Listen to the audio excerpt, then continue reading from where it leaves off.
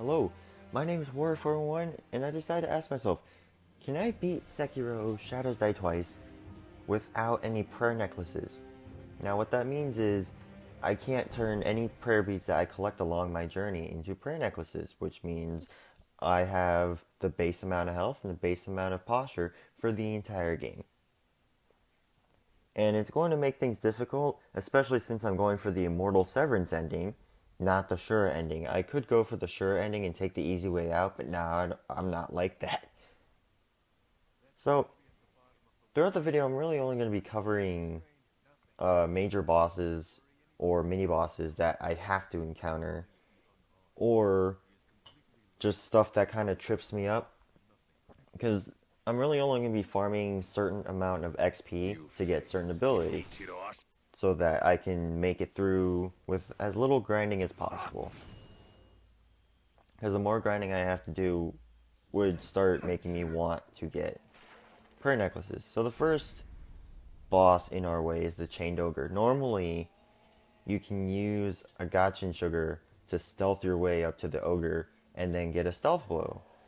But in this footage, I see the circle and then I just decide, you know what, I'm not going to do it. I mean, I'm a god gamer. I can do it. Now, he does cause my first resurrection, but I do eventually get the kill. I do not die to him, fortunately. So, technically, I have not died yet. And I got my first prayer bead, which I'm not going to be using. Our next boss here is Gyobu Masataka Oniwa, or he can say it himself. Now, that's the first big boss. And I will say I will be able to increase my attack power. So I can still have increased attack power, but my health and posture is still going to be the lowest. Now, Gyobu, when you first play against him, he's really hard, but once you know his moveset, he's actually relatively easy. So he does take a resurrection out of me, but I still get him on my first try.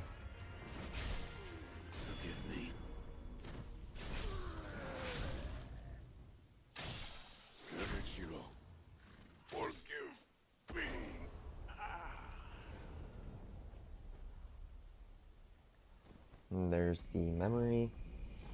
And I do pick up the shuriken, and I also pick up the firecracker, but I also decide to kill this guy because he has a gourd seed.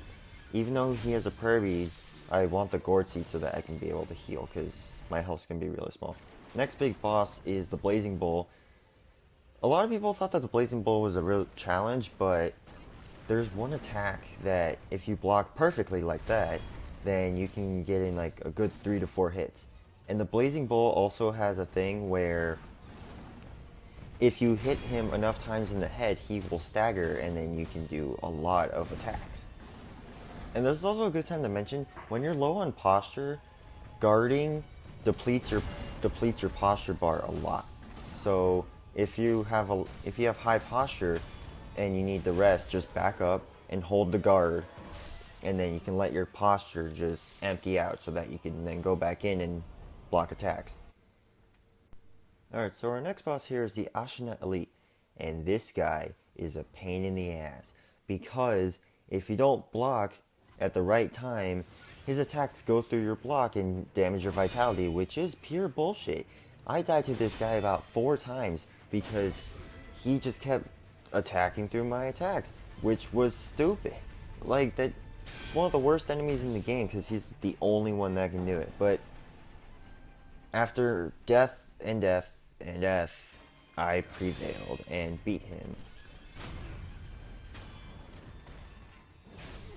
Alright, so after the Ashina Elite, we're gonna go fight Genichiro. Now, Genichiro, if you've played the game a lot and you know his patterns, he's relatively easy. Genichiro is kind of like the litmus test of your skills in Sekiro. Like, if you've been paying attention to the combat this entire time, you'll be able to beat Genichiro no problem, but if not, you'll definitely struggle. Now, I flawlessed the first phase, and technically the second phase, of Genichiro's fight without any problem, but in my first try, I kind of fucked up on the way the Tomo section, and I just kind of oh, whatever, and I died. So then I beat him on my second try, which is still really good. Oh yeah, don't forget to use lightning reversal, because not only does that do a lot of health damage to Genichiro, but it does a lot of posture damage too. Eventually I was finally able to finish the job and put an end to his misery. For now, that is.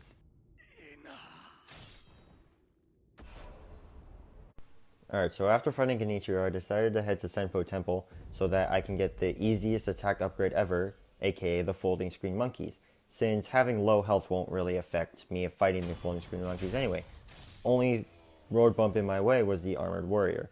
Now, the Armored Warrior fight wasn't hard, but there was one point where I wanted to throw my controller against the wall because I swear to God, he hit the edge of the bridge and he just didn't want to fall off. It's like he actually wanted to live or something. It was complete bullshit. Anyway, he made me use a resurrection, but I still beat him first try, so it wasn't that big of a deal. Nothing much to say about the Folding Screen Monkeys, just solve the puzzle, kill all the monkeys, and boom, you got the victory. The Lone Shadow Warrior, although in my first playthrough was very difficult, after beating the game about 8 or 9 times, he was nothing to really write home about. It was just block his attacks, Mikiri counter his foot, and then execute him. Same thing goes for Snake Eyes. When I first started playing the game, she wrecked me. Lost about 10 times to her, but now she ain't no thing. Just block her attacks, dodge her grab, and then you get the victory. Now, when facing the Corrupted Monk, I discovered that constant deflection will prevent you from being posture broken. So even if your posture is just on the tip of breaking, as long as you're doing constant deflections, you'll be able to go away without staggering. Now, I did die one time because I got cocky against the Corrupted Monk, so that was my bad. Unfortunately, I didn't have any snap seeds in this fight, so I couldn't make the fight that much easier. It was just a long sloth of a battle, constantly deflecting when it looks like my posture's about to be broken, when in actuality it wouldn't really break. Up next, we have the Guardian Ape fight. Unfortunately, I forgot to record the first Guardian Ape fight, but you didn't really miss much. It was just me running around in circles for about 20 minutes trying to find an opening, and that was just the first phase. Second phase is a lot easier, and it's similar to what's happening right here. I personally think his headless phase is a lot easier because his sword attacks are really slow, and it also does a great amount of posture damage. And whenever he raises the sword up in the air and you deflect it at the perfect time, he's going to fall down, and you can either attack him like 4 or 5 times, or if you have the thrust spear, you can thrust the spear into him and do great posture damage. Unfortunately, I didn't have it in this fight because I was kind of rushing it. After you take out his first health bar, he's going to bring in his wife, cousin, sister, whoever the fuck it is, and he's going to tag team you. Now, you're going to want to wait for him to either do his scream or his giant flying whatever attack, because then that'll cause the other one to run at you, and you're going to want to firecracker it so that you can stun it, and then you're going to do about 30% of its health just by attacking it. And then once it becomes a 1v1, it's basically just like phase 1, but, you know, easy. I think this is the first fight where I take no damage, which is pretty surprising because I took a lot of damage in the regular Guardian Ape fight. So I decided to go fight Lady Butterfly in the Harada Estate just for some extra attack power before I go fight Owl. And Juzro the Drunkard is the same as the Guardian Ape. I just run around for like 20 minutes trying to find an opening. But I will mention though, this Shinobi Hunter died in like 10 seconds. Probably even less. It was just amazing. But anyway, Lady Butterfly was pretty annoying at first because I was going in cocky as like, oh yeah, I can beat you. And then she fucked me up. And then I came in for round 2 and I didn't even see any of her apparitions in my second time going in, so that was fun. Made the encounter only like a minute long. Oh, and I also will say I am playing on PS4, so there is no way I can install a mod to increase my chances of actually finishing the game. This is just pure skill, baby. Oh yeah. Speaking of pure skill, it took me about 7 tries to beat Owl. Owl is just ridiculous. His sword strikes do like half my posture, and even with the Ashina skill that decreases my posture damage against people with swords, it did nothing. He just kept slaughtering me in like 2 hits. It was ridiculous. Eventually though, I was able to overcome him, even though it was challenging because, I'm just gonna say it, Owl's a bitch. He's a pure bitch. Alright, we're heading in towards the home stretch. We have about 4 bosses left, and one of them being the Corrupted Monk. Now yes, the false Corrupted Monk killed me once. The true Corrupted Monk killed me like 4 times. But it doesn't matter because I personally think that the true Corrupted Monk is somewhat easier because his posture doesn't deplete as fast as the false version does. It's just when he starts doing the terror scream in phase 3 that just gets really annoying. Fortunately though, I discovered that once you start phase 2 and he does his shadow attacks, he can leap onto a branch and then perform an air death blow. So then you can just get rid of phase 2 immediately. Made the fight a lot easier. And then it was also fun, cut the bug that was in his spine. And then there's also nothing really to say about the Divine Dragon except the fact that I died because I was healing. But besides that, it was easy. It's just the same old, same old. It's not really different from the way you'd fight him normally. But also I learned that you can actually miss the lightning if you don't lock onto the dragon, which is pretty embarrassing considering it's a pretty easy boss. But like I said, I made through it on my, sadly, second attempt. Alright, now here's the real question. Did I fight the Demon of Hatred? Yes, I decided to try and fight the Demon of Hatred. But since he's an optional boss, I did not want to fight him honorably, so I just decided to, cheese it. Hey, you can't get mad at me.